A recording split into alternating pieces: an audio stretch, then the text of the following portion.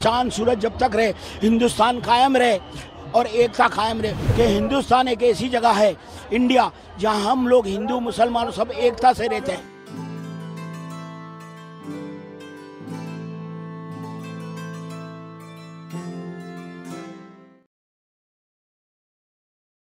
রথযাত্রা বিশ্বের সব হিন্দুদের কাছে এক বড় উৎসব। বিশেষত পুরীর জগন্নাথ মন্দিরের রথযাত্রা সবচেয়ে বেশি গুরুত্বপূর্ণ। কিন্তু আপনি কি জানেন যে জগন্নাথ দেবের রথকে এক মুসলিম সমাধিক্ষেত্রের সামনে কেন দাঁড় করানো হয়? মন্দির থেকে বেরোনোর পর শহর ভ্রমণ করে মাসির বাড়ি পৌঁছন জগন্নাথ দেব, কিন্তু এই রাস্তাতেই দাঁড় করানো হয় এক সমাধিক্ষেত্রের সামনে। এর পেছনে কোন রহস্য লুকিয়ে রয়েছে? সবাই কমেন্টে অবশ্যই একবার জয় জগন্নাথ লিখবেন।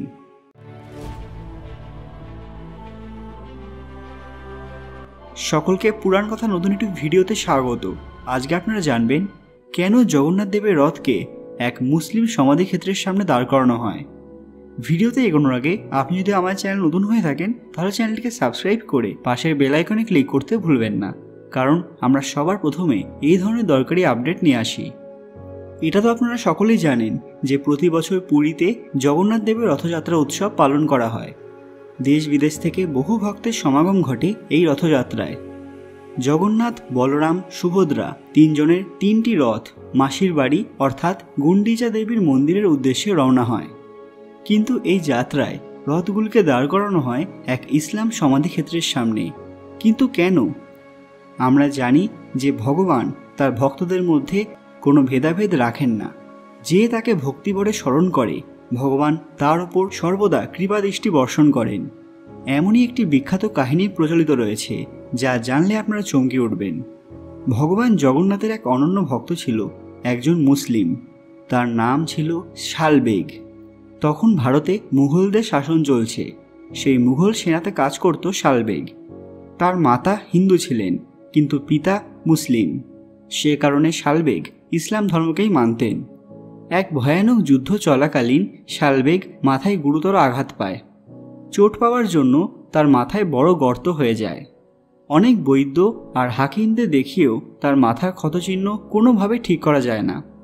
সম্পূর্ণরূপে সুস্থ না হওয়ার জন্য তাকে মুঘল সৈন্য থেকে বের করে দেওয়া হয়, যে কারণে সে অত্যন্ত কষ্ট পায় এবং সারাদিন মাথা নিচু করে বসে থাকে।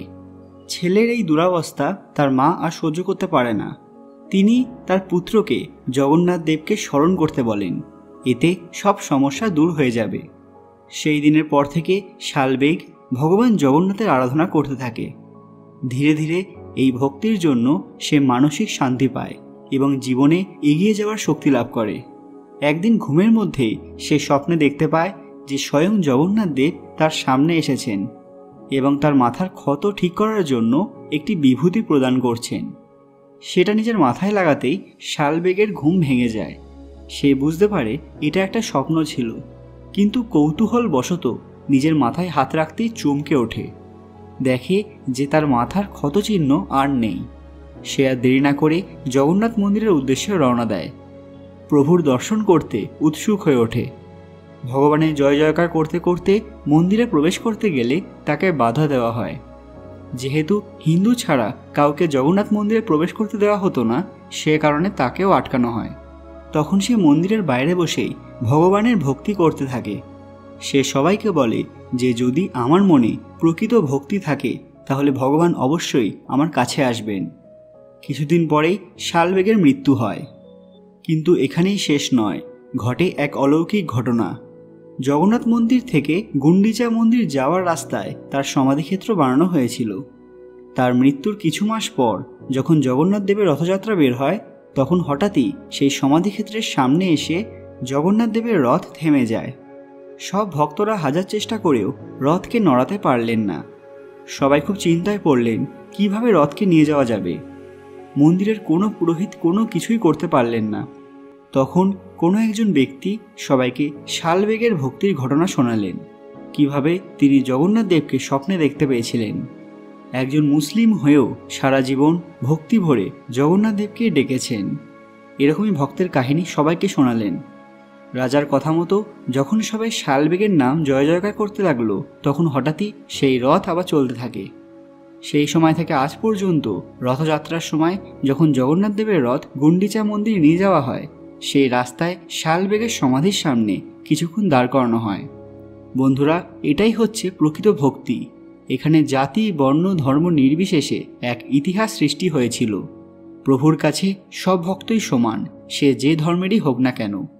যদি প্রকৃত ভক্তির সঙ্গে তাকে ডাকা হয়, তিনি অবশ্যই সাড়া দেন। সবাই কমেন্টে অবশ্যই জয় জগন্নাথ লিখতে ভুলবেন না। আজও পুরীর ওই জায়গায় শালবেগের সমাধি দেখতে পাওয়া যায়। আজকের এই সুন্দর ঘটনাটি আপনাদের ভালো লাগলে ভিডিওটিকে লাইক করবেন এবং তার থেকেও বেশি শেয়ার করবেন, কারণ সবার জানা দরকার যে ইতিহাসে কি ঘটেছিল। আরও এরকম অজানা তথ্য সম্পর্কে জানতে পুরাণ কথা অফিসিয়াল চ্যানেলটি মনে করে সাবস্ক্রাইব করে রাখুন। আপনারা যদি শালবেগ সম্পর্কে আরও জানতে চান, সেটা আমাদের কমেন্টে জানান, তাহলে আমরা আরও কিছু ভিডিও বানাবো। খুব তাড়াতাড়ি ফিরে আসবো নতুন একটি দরকারি ভিডিও নিয়ে। ততক্ষণ আপনারা এই ভিডিওগুলো দেখতে পারেন। ধন্যবাদ।